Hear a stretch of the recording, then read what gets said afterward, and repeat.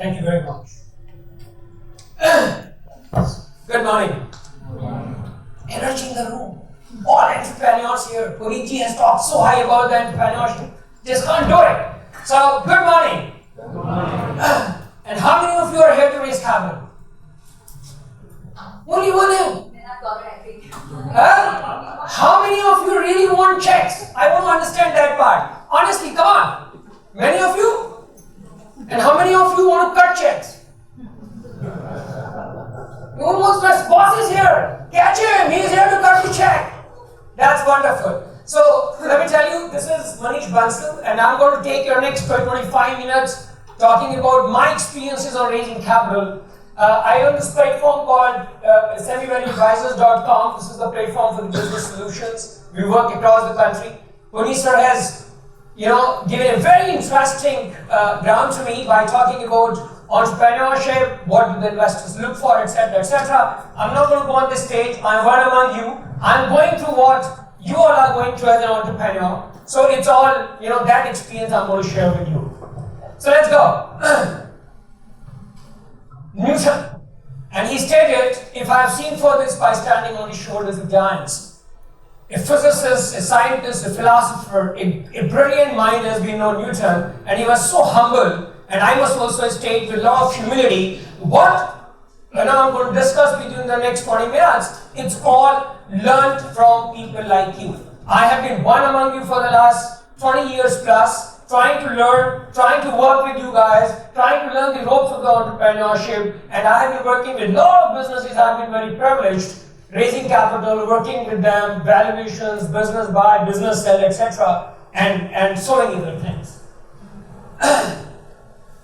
Keep wondering why some saplings become tree and others don't. Think about it.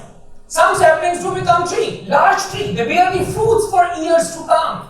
And so is the case with some businesses. Some businesses grow up, they become the large organization, and the others don't. And a question which you should ask as an entrepreneur, for sure, is why that happens with some businesses that they become large and others don't, right? And as the tree basically go through the constant changes, it takes the pains of the rough weather and lovely weather and the rain, so is the case with the businesses. Businesses are not built in the peace. Businesses are built with lots of pain. I'm sure as an entrepreneur, you are going through some pain. Capital is a challenge, people is a challenge, customer is a challenge. I'm not sure what is not the challenge. Everywhere when you see around, there are challenges and challenges, but as long as you stand amidst those challenges, you keep connecting with the right people, right? People come like Puriji and cut you the check. Yeah? So you make sure that you connect with him after the session or during the lunchtime, not letting him go.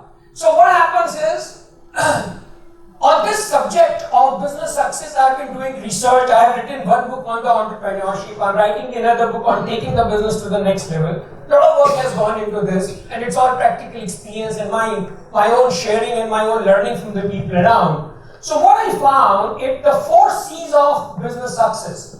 First is the competence. As Puniti also talked about, we look for team, and team. At the end of the day, people produce the products and the services.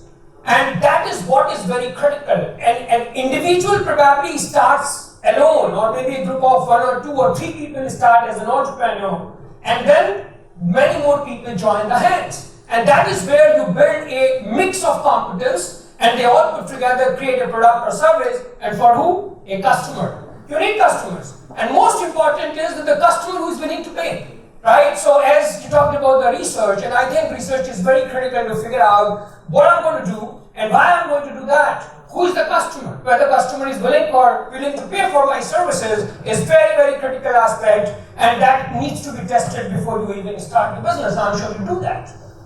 And a third piece, which I think is the culture, the DNA of the organization, the internal discussions within the startup versus the external discussions. Essentially means your interaction with customers, regulators, and the entire ecosystem. You collaborate. There is no competition to my mind. The world is so large. Opportunities are so many. The point you need to figure out is how do we collaborate and create value for everyone together.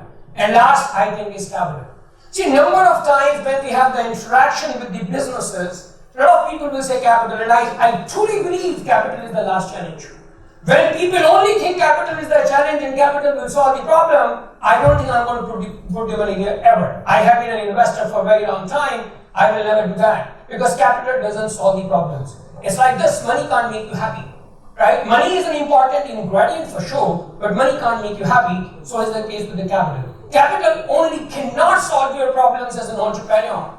Your problem's root may be lying somewhere else. As someone said, if you have to change the fruits, you don't work on the fruits, you work on the roots. Similar is the case with the businesses. Maybe what you're looking for is not going to solve the problem. Your problem lies somewhere else. Until you work upon that part more clearly and come to me as an investor that look, your problem is somewhere else, but it needs the capital to solve, then I understand. But if you think capital only can solve, I'm not sure whether it does. Yeah? Because my agenda is capital, I'm going to leave other aspects of it. I'm going to only focus upon the capital.